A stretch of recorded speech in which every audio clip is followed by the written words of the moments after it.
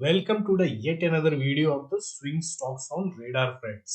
मेरा नाम है अमरजीत और आप सबको पता है कि मैं हर वीकेंड लेके आता हूँ कुछ ऐसे स्विंग स्टॉक्स जिनको आप अपने रेडार पे रख सकते हो for next couple of weeks और मंथ्स। ठीक है, तो उसी स्टॉक्स में से जो स्टॉक्स बेटर परफॉर्म करते हैं, जिसको हमने रॉकेट स्टॉक की संज्ञा दी है, वो एक स्टॉक हम मेंशन करते हैं। ठीक है, जो कि हमने पहले कभी बताया हुआ हो और अच्छा मूव आया हो। तो पिछले कुछ मतलब कि लगभग 1-2 महीने से हम वो स्टॉक्स भी मेंशन कर रहे हैं, इसमें कुछ स्टॉक्स 60% 70% तक भी ऊपर गए हुए थे।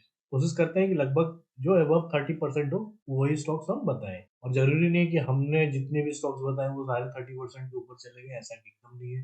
कोई 10%, कोई 15%, कोई 30%, कोई 40%, इवन 60-70% भी गया हुआ है। उसके बाद हम जो प्रीवियस वीक जो भी स्टॉक्स हमने डिस्कस किया वो भी हम देखते हैं कि हमने हमारी एंट्री बनी या नहीं बनी। अगर एंट्री बनी तो एंट्री के बाद कितना मूव आया है। ठीक है, उसके बाद फिर हम करंट वीक के जो स्टॉक्स हमने पिक किए हैं उनको एनालाइज करते हैं और समझते हैं कि किस तरह से, किस बेसिस पे हम इनको अपने एनालिसिस में शामिल कर रहे हैं और किस तरह से इसमें एंट्री करनी चाहिए। तो चलिए बिना किसी देरी के शुरू करते हैं आज की वीडियो। सबसे पहले स्टार्ट करते हैं टोरेंट फार्मा के स्टॉक से, जो कि हमारा रॉकेट स्टॉक है। रॉकेट स्टॉक होने के नाते इसने अभी तक, जो कि इसको 4 नवंबर को डिस्कस किया गया था हमारी वीडियो में, अभी तक इसने 39.67% मतलब मूव दिया है। ठीक है, 39.6% मूव देने के बाद इसमें थोड़ा सा भी रिट्रेसमेंट आया है। लगभग अभी आप कह सकते हैं कि 32-33% के अराउंड ये होगा, लेकिन हम तो 39% ही उसको मेजर करेंगे, क्योंकि ये हाई जो भी है हमारे बताने के बाद इतना ऊपर तक गया था। ठीक है, उसके बाद हो सकता है कि ये मूव और भी बड़ा होता चला जाए। ठीक है, तो ये बेसिकली हमारा पर्पस ये रहता है दिखाने का कि देखिए, जो भी स्ट्रेटजी यूज करते हैं, जो भी एनालिसिस यूज करते हैं, वो कितना कारगर है। ठीक है, और इंस्टेंटली आपको हो सकता है कि उसमें एंट्री ना मिले, लेकिन अगर आप लॉन्ग टाइम तक कोई स्टॉक मिल जाता है और लॉन्ग टाइम तक आप उसको होल्ड करते हो तो पोटेंशियल काफी अच्छा रहता है, एक मतलब कि काफी हैंडसम रिटर्न जनरेट करने का। क्योंकि हमारा मकसद तो सारा कुछ लेने की यही है ना, कि हम स्टॉक से पैसे कमाएं। ठीक है, तो पैसा कमाना से पहले हमको ये, हम तो डायरेक्ट कोई ऐसे बाई सेल रिकमेंडेशन देते नहीं, सीधी सी बात है। हम सारा कुछ एजुकेशनल पर्पस के लिए बनाते हैं कि आप समझो, उस चीज को फॉलो करो, अपना एनालिसिस करो और अपने रिस्क पे लो कोई भी चीज, एंट्री या एग्जिट। ठीक है, लेकिन वो एजुकेशन का भी तो कुछ आउटकम हमको दिखना चाहिए ना, इसीलिए हम रॉकेट स्टॉक्स को लेके आपको वीडियोस में दिखाते हैं। ठीक है, क्योंकि केवल एजुकेशन होगा तो फिर आप लोगों का भी इंटरेस्ट नहीं आएगा। चलिए, फिर ये हो गया हमारा रॉकेट स्टॉक। अब देखते हैं प्रीवियस वीक के स्टॉक्स में कैसा कैसा मूव मिला हमको देखने के लिए। और उससे पहले एक छोटा सा डिस्क्लेमर ये आपको ध्यान में रखना होगा। प्रीवियस वीक क्या हुआ था कि प्रीवियस वीक बहुत दमदार सेलिंग आई थी 1-2 दिन। ठीक है, वेडनेसडे को, बेसिकली वेडनेसडे थर्सडे ट्यूसडे अभी तक चली थी। लगभग 95% स्टॉक्स फॉल कर गए थे, क्योंकि उनका वो प्रॉफिट बुकिंग स्टार्ट कर रहे थे। तो बहुत सारे स्टॉक्स जो अच्छा खासा हाई ऑलरेडी बना चुके थे, उनमें 1-2 दिन के लिए फॉल आया था। उसी का देखिए, इसमें भी वही चीज, उसी का इफेक्ट देखने को मिला है यहाँ भी। जो ये हमारा, ये देखेंगे कि आप ये जो लास्ट फ्राइडे है, यहाँ पे थोड़ा सा ज्यादा फॉल किया है। अदरवाइज आप ये सस्टेन कर गया था, ये वेडनेसडे और थर्सडे का भी सस्टेन कर गया, लेकिन फ्राइडे को किया है। तो देखिए, ये मार्केट का साइकिल है।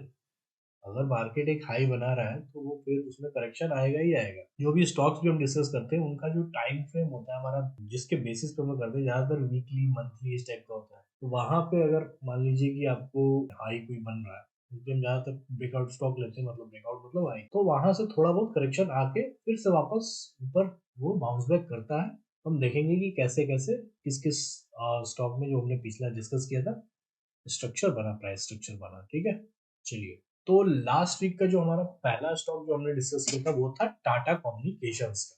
टाटा कम्युनिकेशन में हमको क्या देखने को मिल रहा है कि टाटा कम्युनिकेशन में हमको ये देखने को मिल रहा है कि भाई, यहाँ ये इसका एक हाई बना था। ठीक है, हमने इसको सैटरडे तक कवर किया था यहाँ तक। उसके बाद मंडे को जो मार्केट खुला, ठीक है, वहां से इसमें एक करेक्शन आना शुरू हुआ। ठीक है, और ये देखिए, जो मैंने वेडनेसडे वाली बात कही, वेडनेसडे को 95% स्टॉक्स में, 95% से भी ज्यादा कर लो, 97% स्टॉक्स उस दिन फॉल हुए थे। तो उस दिन ये भी फॉल हुआ, लेकिन उसके बाद हमको क्या देखने को मिल रहा है कि यहाँ से इसमें बाउंस बैक आया। ठीक है, यहाँ से बाउंस बैक आना शुरू हुआ और ये फिर ऊपर जाना शुरू हुआ। तो इसमें, ठीक है, ये जो अभी जो करंट कैंडल बना है, ये जो मतलब कि सबसे लास्ट कैंडल फ्राइडे को बना, इसका हाई अगर ब्रेक हो जाता है, मान लीजिए कि ये 1960 के अराउंड है, तो आप प्लान कर सकते हो कि आप इसमें एंट्री कर लो। ठीक है, आपको देखना होगा कि नेक्स्ट डे जब मार्केट खुलता है, आप पूरा दिन वेट कर लीजिए, कोई दिक्कत नहीं है।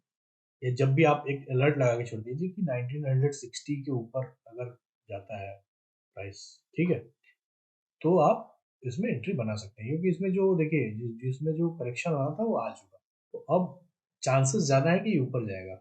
और उसके बाद अगर आपको स्टॉप लॉस रखना होगा तो ये जो कैंडल है उसको रख सकते हैं, या फिर जो मैं आपको हमेशा बता के रखता हूँ कि जो हमारा मूविंग एवरेज का रिबन होता है, 20 ईएमए का जो रिबन बना के रखता हूँ। ठीक है, जिन लोगों को मतलब कि ये जो पहली बार वीडियो देख रहे हैं, एक बार पिछले वीक की एक बार वीडियो देख लीजिए, जिसमें मैंने काफ़ी अच्छे से एक्सप्लेन किया था कैसे लगाते हैं, कैसे इसको अप्लाई करते हैं चार्ट पे। ठीक है, तो इसके अराउंड ही आके ये आई थिंक ये बाउंस बैक किया होगा। एक बार हम अप्लाई करके देखते हैं तो आपको ज़्यादा क्लियरिटी मिलेगी। तो ये देखिए, ये इस तरह से सेटिंग रहती है। एम ए रिबन करके आपको सर्च मारना है टेक्निकल्स में। ठीक है, इंडिकेटर्स में, और उसमें टेक्निकल सेक्शन के अंडर में आएगा ये, और आपको सेटिंग इस तरह से कर लेनी है। अब मैं इसको अप्लाई करके देखता हूँ कि कैसा दिखता है। तो देखिए, मैं वही चीज़ बोल रहा था कि कभी भी डरने की ज़रूरत नहीं है, आप इसको ले रहे हो, ये आपका सेवर है, सेवियर है मतलब। ये जो 20 ईएमए क्या है, ये आपका सेवियर की तरह काम करता है जी। यहाँ पे देखिए प्राइस इतना स्ट्रांगली फॉल डाउन हुआ, ठीक है, और उसके बाद से यहाँ से फिर से वो बाउंस बैक करने लगा। तो ये एक तरह से आपका किस तरह से काम कर रहा है, डिमांड जोन की तरह। ठीक है, तो यहाँ से अब यहाँ पे अगर आप एंट्री लेते हो या कहीं भी एंट्री लेते हो, तो आपको बस इसका जो लो है ना, ये लो को ही एक आपको एक स्टॉप लॉस की तरह कंसीडर करके चलना होगा। अगर किसी दिन प्राइस इस लो को ब्रेक कर देता है, ठीक है, तो एक तो ये मान लीजिए कि ये ब्रेक ब्रेक ये क्लोजिंग नहीं हुआ था, ये जो ये है क्लोजिंग। ब्रेक करने का मतलब हो गया कि उसका नीचे क्लोजिंग कर दे, लो बनाना नहीं, क्लोज होना चाहिए। ठीक है, तो आप एग्जिट करने को सोच सकते हैं, आपको एक सेफ एग्जिट मिल जाएगा। अगर ऊपर जाके कहीं होता है तो भी ठीक है, अगर इधर उधर कहीं होता है तो आपको छोटा सा लॉस होकर आप निकल जाओगे, मतलब इन केस ऐसा वैसा कुछ हो जाता है मार्केट में।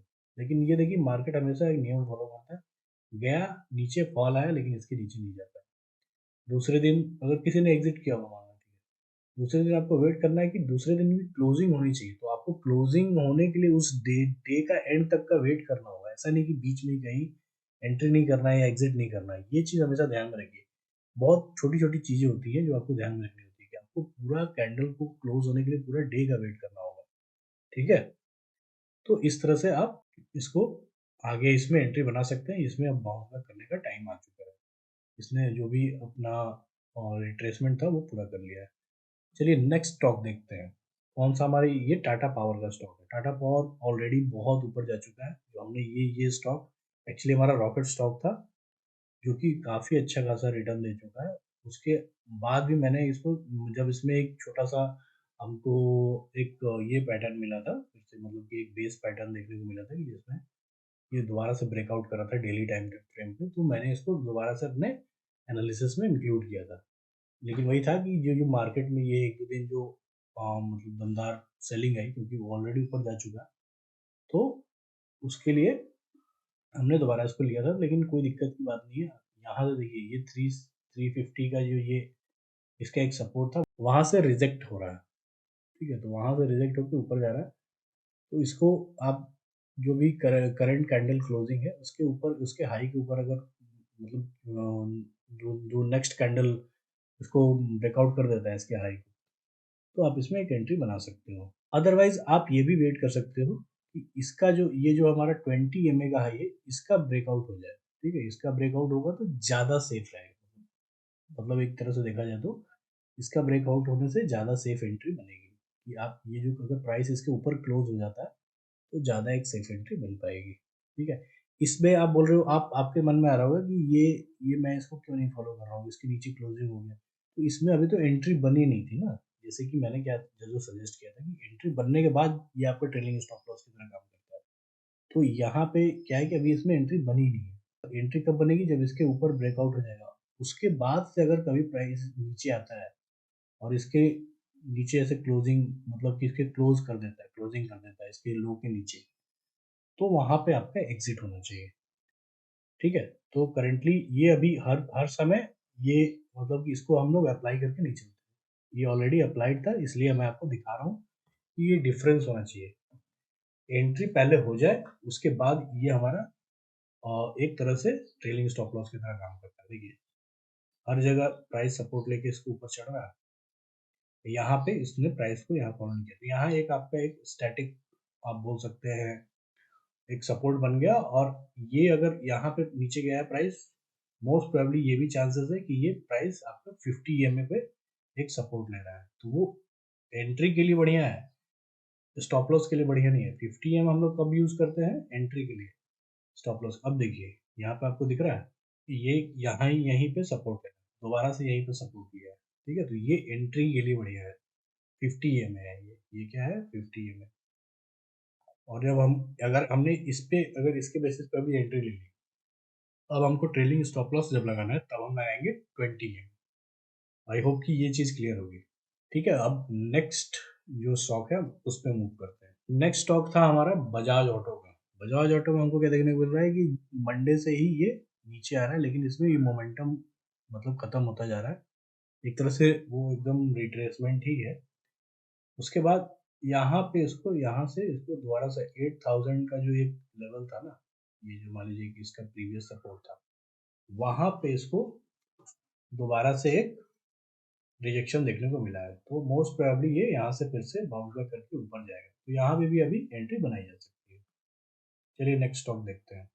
नेक्स्ट स्टॉक है हमारा भारतीय एयरटेल का। भारतीय एयरटेल में भी देखिए रिट्रेसमेंट आया था, जैसे ही इसने अपना एक रेजिस्टेंस को टच किया था, हिट किया था, वहाँ उसके बाद से इसमें एक रिट्रेसमेंट आया था, फिर से दोबारा से ये बाउंस बैक करके वो प्रीवियस जो हाई है उसको ब्रेक कर चुका है, तो इसमें भी अभी दोबारा एंट्री बनाई जा सकती है। दोबारा से अपना सारा कुछ इसका प्रोसेस पूरा हो चुका है, ब्रेकआउट, रिट्रेसमेंट, दोबारा से ब्रेकआउट। तो लास्ट स्टॉक हम देख लेते हैं जो हमने पिछले वीक डिस्कस किया था, वो है इन्फीबीम एवेन्यूज का। इन्फीबीम एवेन्यूज में भी सिमिलर था, हमको जो प्राइस का पैटर्न देखने को मिल रहा है कि भाई ये जो भी इसने रेजिस्टेंस को हिट किया है, वहां से एक इसमें करेक्शन देखने को मिला है, करेक्शन के बाद ये फिर से दोबारा से एक रिजेक्शन देखने को मिला, ये अराउंड इसके जो सपोर्ट था।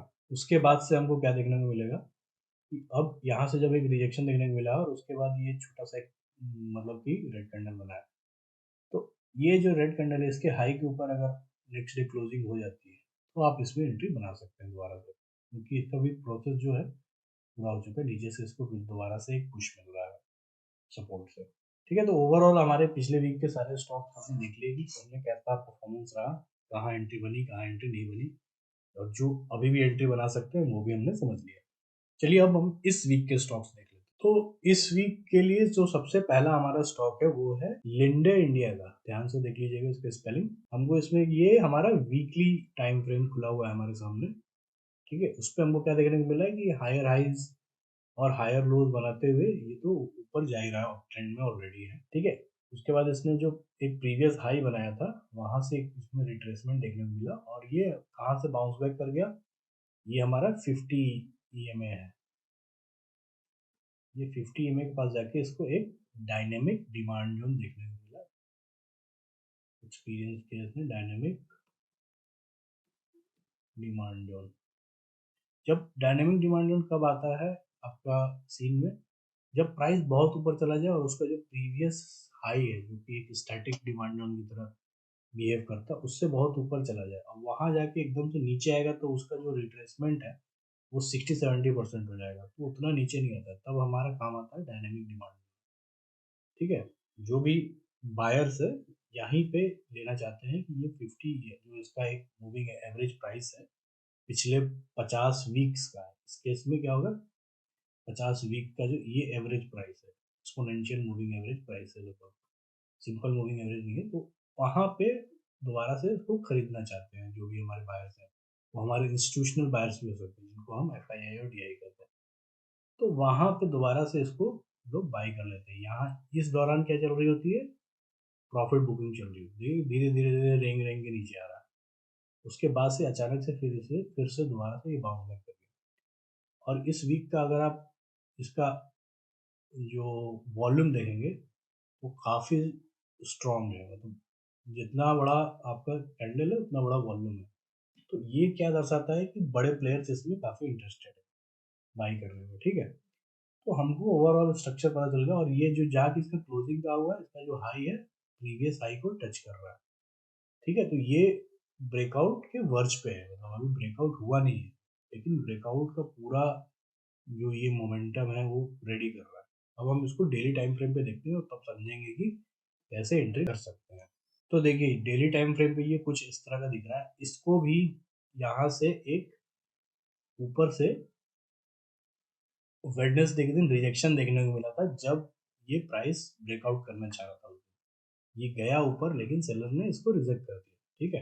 अब उसके बाद क्या हुआ कि उसके बाद फिर से दोबारा से ये बाउंस बैक कर गया, ठीक है। यहाँ से बाउंस बैक कर गया, फिर नेक्स्ट डे भी उसके ऊपर ही क्लोजिंग किया। तो सीधा सा मतलब क्या देखने को मिल रहा है हमको कि इसमें बुलिश मोमेंटम तो दबा के है, ठीक है।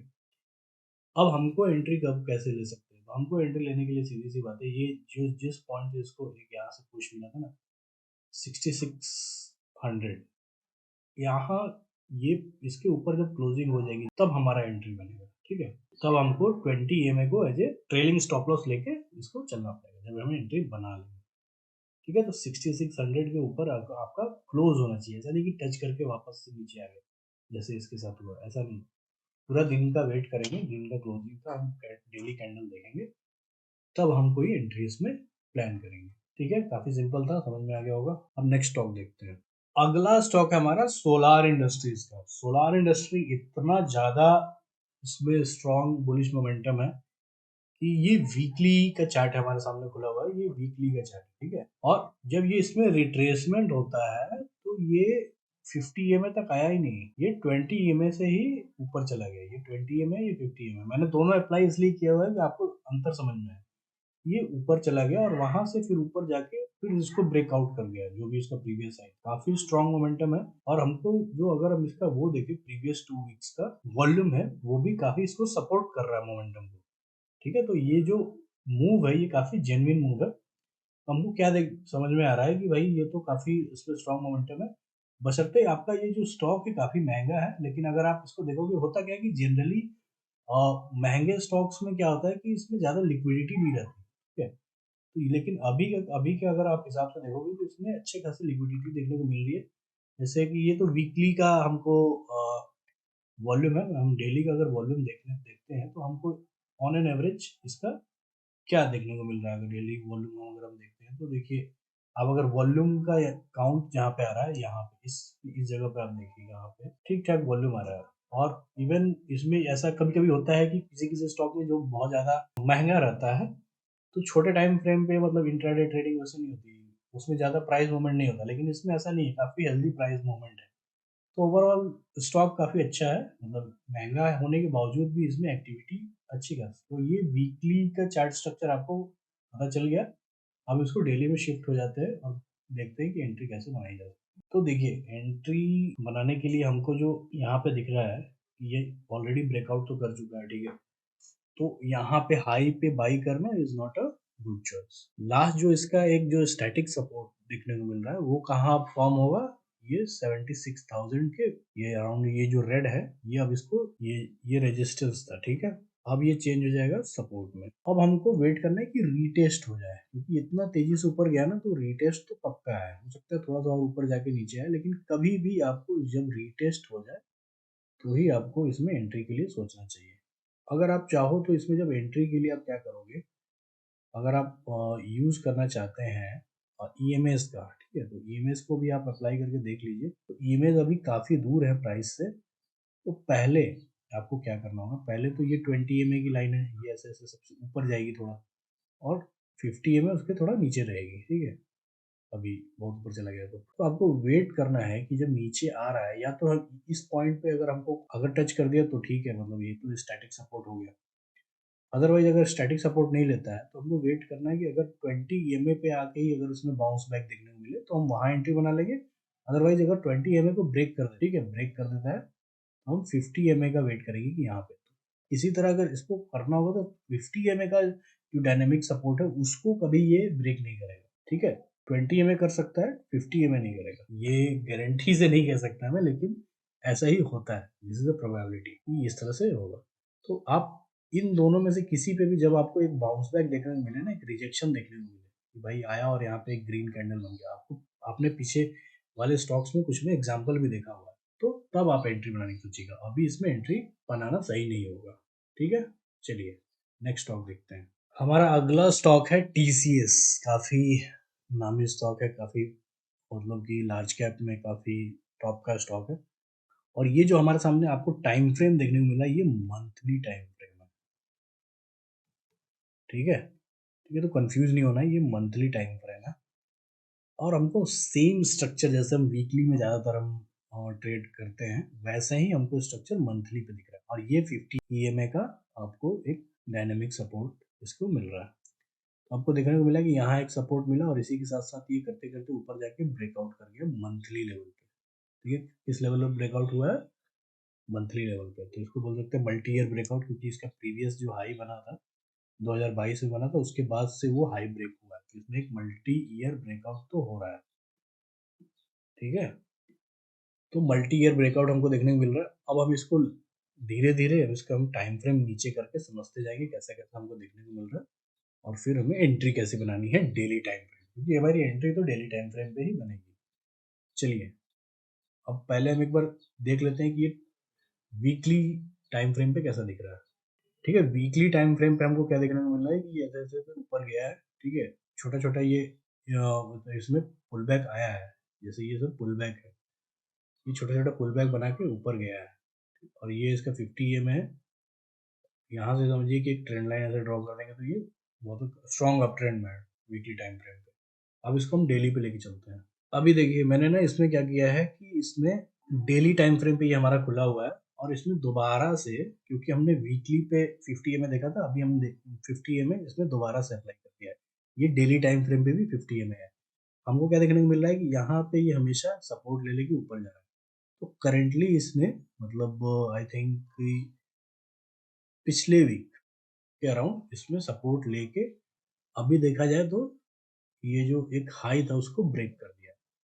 तो इसमें हम लोग चाहे तो एक इंस्टेंट एंट्री बना सकते हैं। ठीक है, देखिए कहाँ से कहाँ लेके आए हम इसको, और जो इसका एनालिसिस है मल्टी टाइम फ्रेम एनालिसिस करते हुए मंथली से लेके डेली पे आया। तो इस तरह से हम इसमें एक एंट्री बना सकते हैं। तो ये था टीसीएस। अब देखते हैं नेक्स्ट स्टॉक। तो जो नेक्स्ट स्टॉक है हमारा वो है विप्रो का। विप्रो में अगर आप वीकली पे देखेंगे तो ये ऑलरेडी अप ट्रेंड में है। ठीक है, और ये जो हम इसको एनालाइज करेंगे बेसिकली, इसमें हम डेली टाइम फ्रेम को ही एक बेसिस मान के चल रहे हैं। वीकली पे हमने ट्रेंड कंफर्म कर लिया कि अप ट्रेंड में है, और हमको बस अभी वीकली का जो चार्ट स्ट्रक्चर है वो फॉलो करेंगे और डायरेक्ट इसी में एंट्री भी हमारी हो जाएगी। तो हमको क्या देखने को मिल रहा है कि ये ऑलरेडी अप ट्रेंड में हायर हाइस और हायर लोज बनाते जा रहा है। अभी इसने आके 50 EMA का जो डायनेमिक डिमांड जोन है वहां पे सपोर्ट लिया है, और लेने के बाद इसमें एक रिजेक्शन देखने को मिला है। और ये नीचे से रेंग रेंग के आ रहा था, मतलब नीचे जब आ रहा था तो ये पुल बैक बना रहा था बेसिकली। पुल बैक का मतलब क्या होता है कि उस जो प्राइस मूवमेंट है उसमें काफी बड़ी बड़ी कैंडल हमको नहीं दिखेंगी, छोटी छोटी कैंडल, या अगर बन गई बड़ी तो थोड़ा सा उसमें फिर से दोबारा से एक ग्रीन कैंडल बन जाती है, तो उससे पता चलता है कि ये बेसिकली प्रॉफिट बुकिंग चल रही है। तो इस तरह से इसमें हमको देखने को मिल रहा है कि यहाँ पे एक रिजेक्शन तो हुआ है। तो अब हमको क्या करना है कि अगर इसमें एंट्री बनानी है तो ये हमको एक ट्रेंड लाइन देखने को मिल रही है जो ऊपर से नीचे की साइड आ रही है।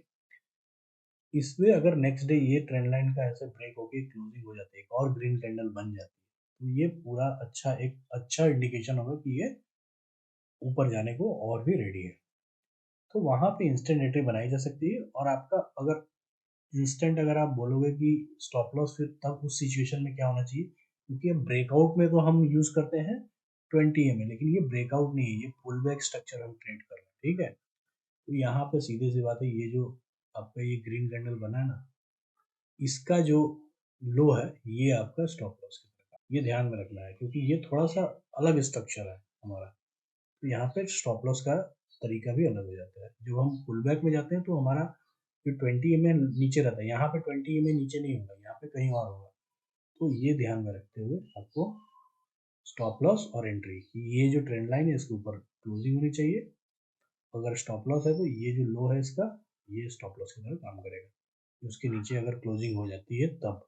ठीक है। और अगर इजी मैं बता दूं तो ये आप 50 EMA को, इस केस में 50 EMA का जो भी लो है, ये कौन सा, ये लो लाइन होती है, इसको भी आप as a stop loss use कर सकते हैं, क्योंकि दोनों बात बराबर है, या तो इसके लो के नीचे चला जाए या तो इसके लो के नीचे। अगर नीचे चला गया तो सीधी सी बात है कि वो ऊपर जाने के लिए फिर उसका मन नहीं है ऊपर जाने के, इसके नीचे अगर ब्रेक मतलब कि ब्रेक डाउन कर गया इसके लो को, ठीक है। तो इस तरह से आप इसको ट्रेड कर सकते हैं। लास्ट स्टॉक है हमारा एस्ट्रल, ठीक है।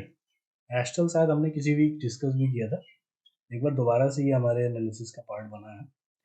इसमें हमको क्या देखने को मिल रहा है कि भाई यहाँ से ये डेली टाइम फ्रेम है, बेसिकली डेली टाइम फ्रेम है। यहाँ हमको क्या देखने को मिल रहा है कि ये ऊपर गया, इसने प्रीवियस हाई को ब्रेक कर दिया और दोबारा से उसमें घूम के आया है और यहाँ पे एक सपोर्ट लिया, ये जो सपोर्ट है और ये 50 EMA, दोनों क्या हो रहा है कि यहाँ पे कॉन्फ्लुएंस कर रहा है, ठीक है। और वहां पे हमको क्या देखने को मिल रहा है, एक रिजेक्शन देखने को मिल रहा है, दोनों साइड में रिजेक्शन हो रहा है, ठीक है। तो बेसिकली हमको ये लग रहा है कि भाई यहाँ पे अच्छा खासा सपोर्ट तो इसको मिल रहा है 50 EMA की वजह से भी, और इसका जो प्रीवियस जो एक रेजिस्टेंस था जो कि अब सपोर्ट में बदल गया है उसकी वजह से भी, ये जो रेड लाइन है ये अब सपोर्ट बन चुकी है। तो यहाँ पे दोबारा से आके जब इसने रीटेस्ट लेने के बाद तो ऊपर ऊपर इसको एक रिजेक्शन देखने को मिल रहा है कि जाएगा और ऊपर, तो यहाँ पे इंस्टेंट एंट्री बनाई जा सकती है, ठीक है। इंस्टेंट एंट्री बनाने के बाद आपको, अगर यहाँ पे ले रहे हो आप, जबकि आप पुल बैक पे जब ले रहे हो, ब्रेकआउट नहीं है ये, फिर आपको यहाँ पे 50 EMA का जो ये लो है इसको आप स्टॉप लॉस लेके चलना, ठीक है। इजी बता दिया। अभी इसका लो बताता तो अलग केस हो जाता है, सीधा सीधा है कि इसका जो लो है इसको इसके इसके नीचे नहीं जाना चाहिए, प्राइस क्लोजिंग नहीं होना चाहिए, लो बना के ऊपर चला जाए वो नहीं मान रहे हैं, ठीक है। क्योंकि देखिए ये इसका जो क्लोजिंग कहाँ हुआ है, इसका लो का इस तरह का नहीं चाहिए, आपको क्लोजिंग होना चाहिए। और एंट्री कब होगा, एंट्री अगर इसके ऊपर कहीं भी, मतलब नेक्स्ट डे अगर एक ग्रीन कैंडल फॉर्म हो जाती है तो आप आराम से एंट्री बना सकते हो, क्योंकि ये बहुत बड़ा सिग्नल है कि नीचे से इसको एक बड़ा पुश मिला है। कोशिश किया था नीचे जाने का, लेकिन जो भी लोग थे वहाँ पे इसको प्राइस को मेंटेन कर रहे हैं, वो लोगों ने इसको पुश करने के, भाई अब उससे ऊपर नीचे नहीं जा सकता। तो ओवरऑल हमारे इस वीक की ये सारे स्टॉक्स कवर हो चुके हैं। पिछले वीक वाले भी हमने बता दिए कि दोनों में भी एंट्री पॉसिबल है, जैसे जैसे बताया आप जिसको सारे अपने वॉच लिस्ट में डाल के रखिए, जिस किसी में भी आपको सही एंट्री मिल रही है, जल्दीबाजी में नहीं, सही एंट्री मिलनी चाहिए। एंट्री और एग्जिट काफ़ी ज़रूरी है। हर स्टॉक ऊपर जाता है, लेकिन आपकी गलत एंट्री की वजह से आप हमेशा घाटे में आ सकते हो, ठीक है। तो सही जगह पर अगर आपने एंट्री ले ली तो आपको फिर जल्दी आपको मूव मतलब कि मिल जाता है कैप्चर करने को। पता चला कि आपने हाई पे लिया, फिर उसमें रिट्रेसमेंट आ रहा है, फिर ऊपर जा रहा है, तो उतना टाइम लग रहा है और आप पैनिक कर रहे हो। तो आप कोशिश करना है कि वो जहाँ भी ब्रेकआउट करने के बाद भी थोड़ा बहुत रिट्रेस हो जाए, तब जाके उसमें हम एंट्री बनाएंगे। तो ठीक है, तो आज की वीडियो के लिए इतना ही। मिलते हैं नेक्स्ट वीडियो में, तब तक के लिए धन्यवाद।